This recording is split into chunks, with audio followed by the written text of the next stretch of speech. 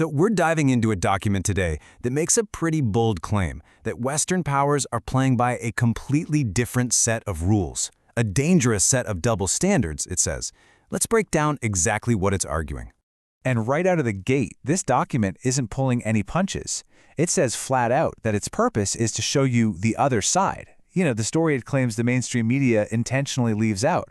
So yeah, this thing is setting itself up as a direct challenge to the official narrative on Western foreign policy. Okay, so before we go any further, just want to be super clear about something. Everything we're about to look at, every single point, every example, it all comes straight from this one source document titled Double Standards. Our goal here isn't to take sides, not at all. We're just here to unpack the arguments it presents, plain and simple. All right, let's get into the first big idea, the central claim. So, what's the core argument here?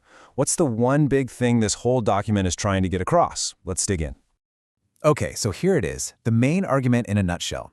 The document claims the West has two rulebooks, one for itself and its friends, and a totally different one for everyone it sees as an adversary.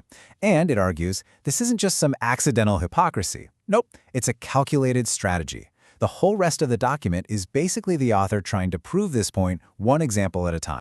All right, on to the first big example the document brings up. It's what it calls the Gaza comparison, and it frames the whole thing as a tale of two very different kinds of defense. So, the source paints a really sharp contrast here. It says that on one hand, the West is all about unconditionally supporting Israel's right to defend itself, but then it claims when you look at the other side, the West totally ignores what the document calls the Palestinians' right to armed struggle, a right, it points out, that's actually in UN conventions for occupied peoples. And to back this up, the document lays out three specific complaints against the West. First, it says the West won't criticize the U.S. for its support for Israel. Second, it doesn't recognize Hamas as a, and this is their term, popularly rooted resistance movement. And third, it accuses the West of turning a blind eye to what it calls U.S. complicity in mass murder, war crimes, and genocide. Okay, next up, the document changes gears a bit. We're moving from a huge regional conflict to two specific killings, two assassinations, and the argument here is that the international reaction to them couldn't have been more different. So, the document asks us to look at two events, side by side. On one side, you've got the attempted murder of Sergei Skripal, the ex-Russian spy, in England, and on the other, the murder of the journalist Jamal Khashoggi inside the Saudi consulate. Now, the key here, according to the source, is that both of these look like state-sponsored killings. But, as we're about to see, the document argues the response to each was worlds apart. And this is where the document really tries to drive its point home. For the Skripal case, it points to what it calls a strong and massive reaction. We're talking 153 Russian diplomats getting kicked out, all sorts of sanctions. But then, for the Khashoggi murder, the document claims there was basically no reaction from the West. No diplomats expelled, no sanctions put in place, pretty much just business as usual. But then the document takes it a step further, and this is where it gets really provocative.